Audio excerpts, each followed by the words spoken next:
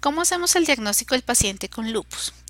Obviamente, cuando nos enfrentamos a un paciente, tenemos que tener en cuenta toda la historia clínica, la anamnesis y el examen físico de ese paciente, teniendo en cuenta toda la posibilidad de manifestaciones clínicas que pueden presentar, la epidemiología y los hallazgos al examen físico. Vamos a configurar un 90% de la probabilidad que tiene nuestro paciente o de la hipótesis diagnóstica que posiblemente tenga lupus.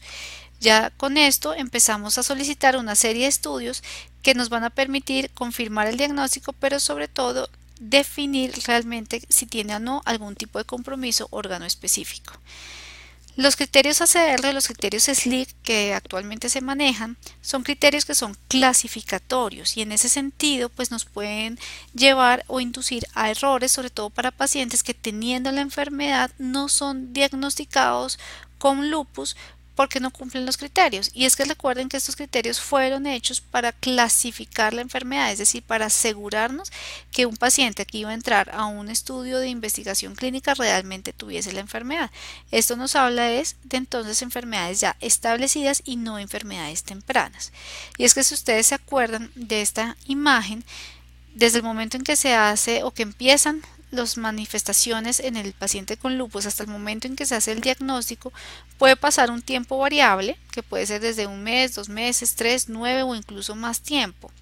No solamente por razones, digamos, propias del paciente, de la facilidad de acceso a los servicios de salud, de la posibilidad de remisión oportuna a un especialista, sino también porque posiblemente el paciente no tenga una manifestación tan florida que haga que cumpla esos criterios de clasificación.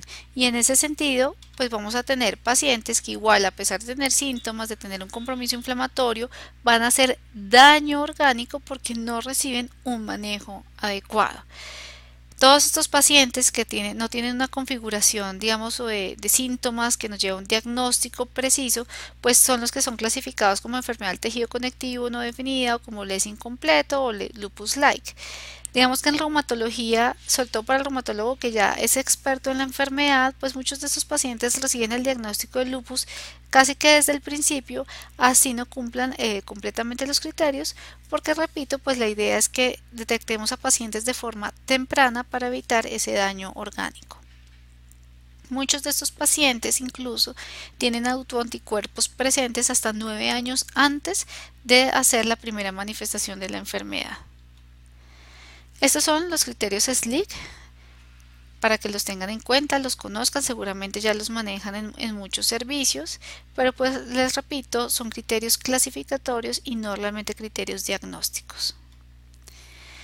En cuanto al laboratorio de estos pacientes, para el diagnóstico como tal, lo que hay que solicitar siempre son unos ANA. Si yo sospecho que mi paciente tiene lupus, debo pedirles anticuerpos antinucleares y, de ser positivos, pues me apoyan mucho más el diagnóstico. Recuerden que los ANA son exámenes que tienen una sensibilidad muy alta para lupus, al punto que pues si son negativos por inmunofluorescencia casi que uno podría descartar la enfermedad, pero son muy poco específicos, entonces están en un número grande de enfermedades y de pacientes sanos incluso, por lo cual realmente el contexto clínico es el que nos permite realmente interpretar y darle validez al resultado de los ANAs. Si yo tengo la sospecha del paciente con lupus adicional a los ANAs, y sobre todo pues cuando ya los ANAs son positivos y nos soportan el diagnóstico, tenemos que solicitar ENAs, anti-NA y complemento. Los ENAs nos pueden aportar también en el diagnóstico, sobre todo cuando el SM y el A, que son los que están presentes en la enfermedad. De todas formas, estos exámenes o estos autoanticuerpos, la sensibilidad sí es mucho menor. ROE y LA, sí tenerlo en cuenta, recuerden, para el caso de la paciente que pueda embarazarse, que se va a embarazar o que está embarazada y tiene lupus. Anti-DNA y complementos son marcadores que nos ayudan, sobre todo en el diagnóstico de actividad lúpica. Se considera que un paciente que está en remisión debe tener anti-DNA negativo y complemento normal, y si el paciente está en actividad lúpica o va a entrar en actividad lúpica, el anti-DNA se vuelve positivo y el complemento se consume. Eso, digamos, es el mundo ideal. En la vida real realmente no tenemos biomarcadores adecuados de actividad lúpica, por cuanto un número importante de pacientes con lupus van a tener anti-DNA positivo toda la vida, independiente de si están o no activos, y viceversa. Puede que nunca hagan un anti-DNA positivo a pesar de que estén activos.